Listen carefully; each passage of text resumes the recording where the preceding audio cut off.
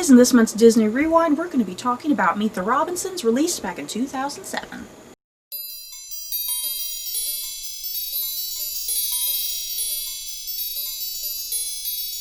Meet the Robinsons follows an orphan boy named Louis who loves inventing and dreams of having a family one day.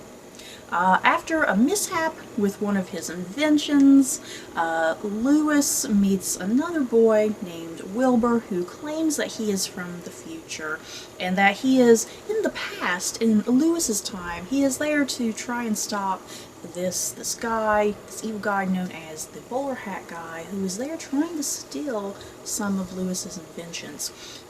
So eventually, through a series of events, Louis and Wilbur, they wind up in the future, and they continue to fight against the bowler hat guy to prevent him from destroying the future as Wilbur knows it. And that's kind of the short and easy plot summary, I guess. There is a lot to the plot summary, you guys. For a movie that's only like an hour and a half, there's quite a lot of little bit of intricate details that you gotta kind of get into until you do wind up in the future. And a Disney movie that most people probably have not seen. Yeah. So yeah, Meet the Robinsons is one of those movies that there's probably a lot of people who have never seen it. I feel like it's kind of one of those underrated Disney movies to some degree, because I think it's one of those movies that's very surprisingly good. I think a lot of people kind of look at it on the surface and are like, oh, I have no interest in that, but it's a very enjoyable movie if you've not seen it. And we're about to spoil it for you because we're going to be talking about a lot of details. So yeah, if you're one of those people who's not seen Meet the Robinsons, you might want to back out, because we're definitely going to be talking about some spoilers, because this movie, for a Disney movie, it has some pretty crazy twists and turns and reveals to it. So Stephanie, how did you feel about Meet the Robinsons? I really enjoy it. I know, did we watch it in theaters? Mm-hmm. Yeah. I know when we first went to go see it, it's kind of like, what is this movie about? You know, like, the trailers give nothing away. You just think it's a fun movie in the future, you know. And you don't realize that, you know, there's a lot of deep stuff to it. But yeah, it's a really good movie. It's a surprisingly good movie. Yeah. This movie deals with a lot of heavy issues. Yeah, you talk about being orphaned, for one thing, for starters. And then also you go into the whole thing of kind of being odd that nobody wants to adopt you. It's a fairly deep movie for a Disney movie. Yeah, it has a lot to do with an orphan boy and adoption and like what it really means, like what family really is, you know. It's just a really sad movie in some ways when you think about it. It's actually a really sad movie because all Louis wants to do, you know, he initially makes that first invention he makes in the movie for the science fair.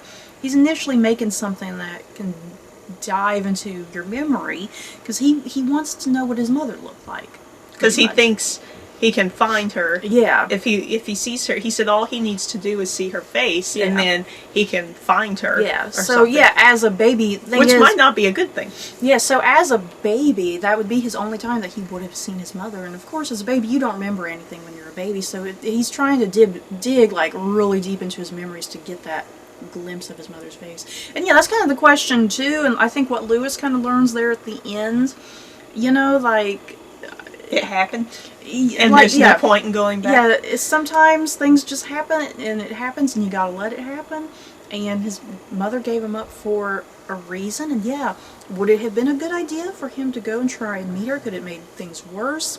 Would we have not got the future that we see in the future? Because as we know, Louis is responsible for that future. And yeah, I mean, he learns, you know, family is who you make your family to be, essentially. And yeah, he gets his family with the people who adopt him at the end. Because if he would have seen his mother and then found her, and then she did raise him, then he might not have met, you know, his future wife. So then, that whole thing would have been thrown at the door. That whole family would have been wiped out from the future, essentially. All his children, you know, everybody would have been wiped out. And in terms of inventions, he ended up with two people who really liked inventing and weird stuff, which would have helped him grow in his inventing. You know, maybe his mother wouldn't have been as positive as that, or maybe she just wouldn't have, maybe she couldn't afford to help him with his weird experiments. I have questions about the adoption process after this movie. Because, I mean, if you've had experience with adoptions, let me know. Because, do people really behave this way? Or is it exaggerated? Because Lewis, I mean, he's an odd, quirky kid, but to me, I'd have adopted him. Yeah, I feel like that's, he has intelligence, and he's special. He's very smart and capable of doing things. It's like, I would totally adopt an odd and quirky child. If they're interested in math and science, then that's great. But yeah, in the movie, they have all these snobbish people that come in, and they're just more concerned about, I want my kid, my adopted kid, to be like into sports and stuff. And it's like, do people really behave that way? They probably do. Or, there's a side, I want my kids to be in sports, or I want my kid to be, I want them to be in piano class, I want them to be ballet class. Yeah, I want them to be normal, whatever normal is. The typical stupid stuff that mothers and fathers want: sports, ballerinas, and piano it's lessons. like, I thought that was terrible. I thought that was absolutely terrible. It's part of the sadness of the early part of the movie too. Like, he's such a smart kid, and like everyone, and he was excited to show his inventions, and then they were like, we don't care. Everyone's like disgusted in him. And I just don't understand that. And yeah, if you've had experience with adoptions, or you work in an adoption agency or something, I mean, is this for real? Is this a for real thing that grown adults, act this way towards children who are parentless? That's disgusting. That disgusts me. It's like, oh my God, just because someone has a problem, don't mean they're unadoptable. Jesus, yeah, I would adopt Lewis. God. Are you done ranting? Yes, I'm done ranting. Seriously, people like that irritate me. I can't stand people like that. The movie. Let's just jump to the twist. Let's just jump immediately to that twist. We get to the future. We get all those great reveals. And Wilbur is actually Lewis's son from the future. And Lewis is essentially responsible for that whole future that we see. And the bowler hat guy is kind of presented as our villain, but he's not really the villain. He's Lewis's roommate at the orphanage from the beginning of the movie, and the true villain is that freaking hat. Doris, a bowler hat, is actually the villain. Which was also an invention of Lewis's. Yes. That got mad because he didn't like it. I guess Doris was like a prototype. I think Lewis saw the potential of what was going to happen there. Because, I mean, he creates the robot. He creates... What was that robot? Do you remember what that robot's name is? I can't remember. I mean, because Lewis creates that robot that looks like C-3PO. And it's interesting because that robot obviously has intelligence, and thought. But yet, the hat, for some reason, developed into something psychotic, which is interesting. And Lewis, it's like, I guess the robot was the hat was kind of like Lewis's first little prototype there with creating artificial intelligence, perhaps. And he bettered it with the robot, because the robot's not like the robot's not homicidal like the hat, But yeah, this movie has some of the best twists and turns in a Disney movie. And I remember sitting at the theater being like, what? And then it's also just sad with his roommate, Goob. His name's Michael, but we'll call him Goob.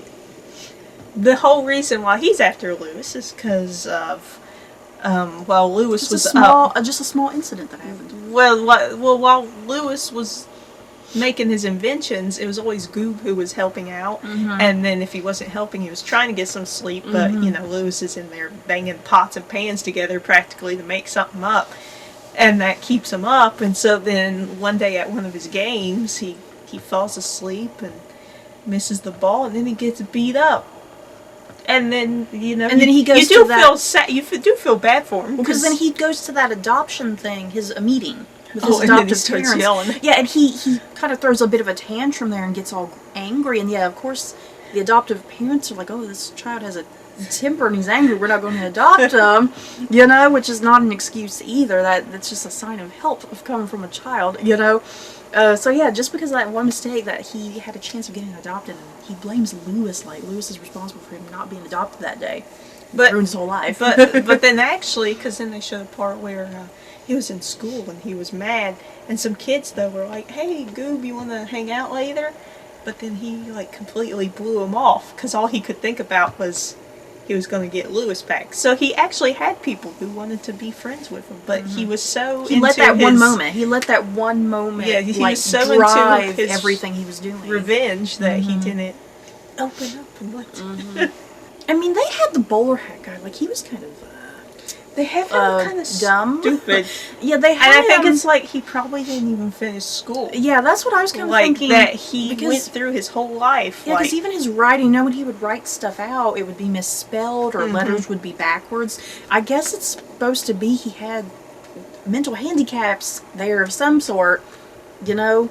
And yeah, he just did not excel at school or do well in school. Probably didn't even finish. Yeah, because they have him very dumb. Like he don't know how to read or write. He can't even craft a proper evil villain plan. Yeah, because it's Doris who's coming up with everything. Yeah, it's Doris which is who's perfect doing for her. everything. Yeah, that's why she chose him. Yeah, because she was like, this fool. Yeah, this fool. I can manipulate like him. She can speak. Yeah, this fool. I can manipulate him and get him to do whatever I want him to do, as long as I am getting my ultimate thing at the end of the day, which is to rule the future of hats. Yeah, Sydney, what do you when we first saw the movie and those twists and turns, what was your reaction? Yeah. It's like that. It's very much like that reveal from Frozen. Oh, it makes sense. It's like that reveal from Frozen when you find out that Hans is actually the bad guy. Meet the Robinsons is like that level of like, oh my freaking god, what? Except I don't think Meet the Robinsons had that kind of reaction. Yeah. But yeah, I really like Meet the Robinsons. I like all the characters. This is one of those types of movies that, you know, because we got all these Pixar movies that are about 2 hours long. You know, it's like, I wish Meet the Robinsons was maybe about 2 hours long. Yeah, it didn't, because it was like, what, 140? It was like an hour and a half. Because it spends a lot of time, you know, with little Lewis in the past, you know, making his inventions, and, you know, everything with the mishap with his first invention and then meeting Wilbur. There's a lot of build-up there. And then it's like, once you do get to the future, a lot of it is just really silly and funny, and it kind of doesn't make sense. And nothing is totally really explained, and he's kind of just meeting all these various different people who end up, you know, are his family in the future. And it's like, I wish they had focused. You know, there needed to be a lot more time there to focus on his individual relationships with people. Yeah, because there's... to really flesh that out and make it really meaningful, you know? There's his mom and dad, which you find out at the end. Yeah, that's his mom and dad. Because in the future, in his house, there's like 10 to 12 people. Yeah, there's a lot 10 to of people 15 there. people Yeah, in there's his a lot of house. people. So you know that his mom and dad are in there. When it ends, that's who you realize it is.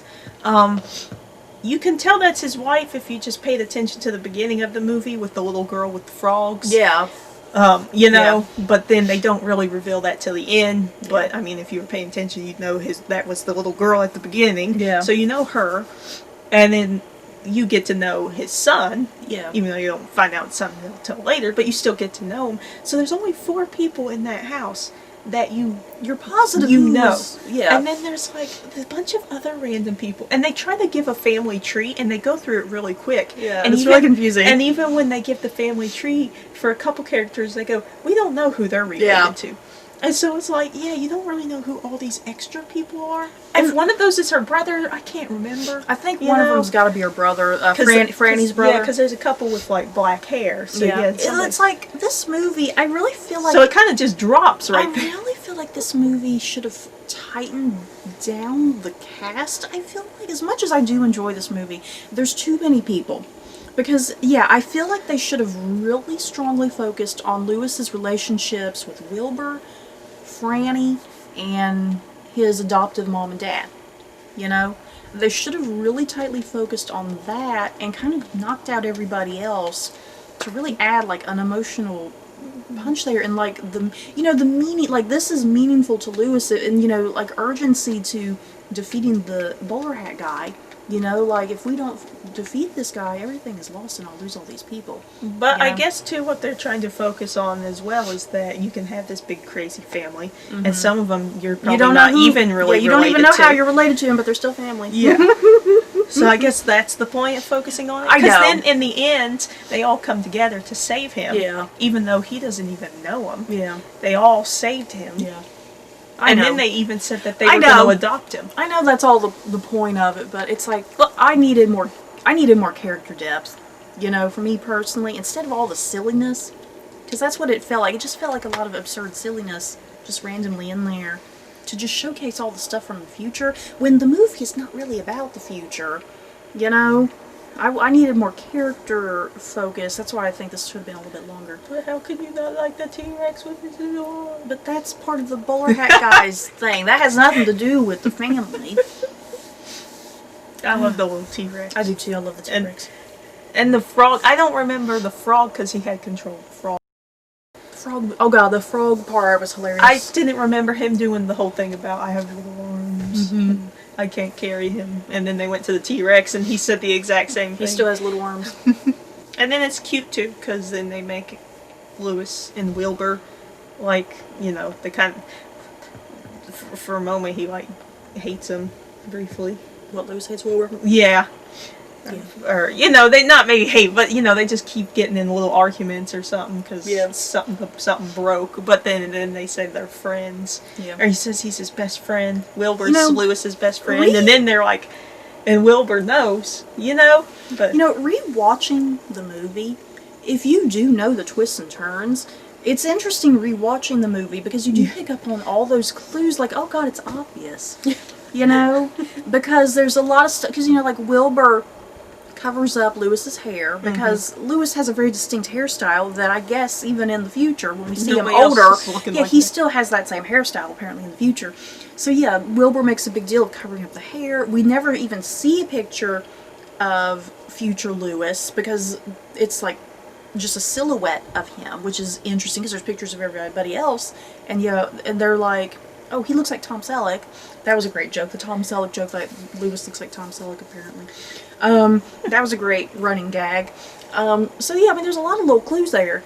A lot of little clues that once, if you've seen it and you're like, I know the twist, you can watch for those things. Yeah, you get the frogs early because that seems very obvious. Like, oh, these are the frogs that Franny was, working on at the science fair, and that she succeeded in making them intelligent at the end. So yeah, there's a lot of little clues. So Stephanie, if you had to rank Meet the Robinsons on a scale of 1 to 10 Mickey years, what would you give it? An 8. An 8? Me too. I think I give it about an 8 as well. It's just one of those underrated Disney movies. And it is something people just need to watch. It is something that I would enjoy sitting and watching again, or if it came on TV and I was bored. And it's on Disney Plus. If you have a Disney Plus account, go watch it on Disney Plus. Sponsor us. We just want Disney Plus to sponsor us. No, we don't. No. And then we'll be controlled by the Disney Corporation. And I don't want that. Any other thoughts, Stephanie? Any other final thoughts? Nope. It's cute. Yeah. And fun. It's a cute, fun movie. It's like, I wish there was a little more. I need a little more. Because then I could have been sobbing my eyes out by the end. And also, it's, if you want to look at it too, it's kind of a semi-important movie in terms of like Walt Disney, because at the end of the movie, they had a quote from him, and in the movie, apparently Lewis came up with this quote that said, "Keep moving forward," and so like that was his motto once he grew up and stuff. Because when his experiment at the science fair fails, he thinks that he's no good anymore. He just gives up. And yeah, Wilbur's constantly, because Wilbur's his son, he knows, hey, you're going to make this great future. I need you to keep going or we're not going to have this future.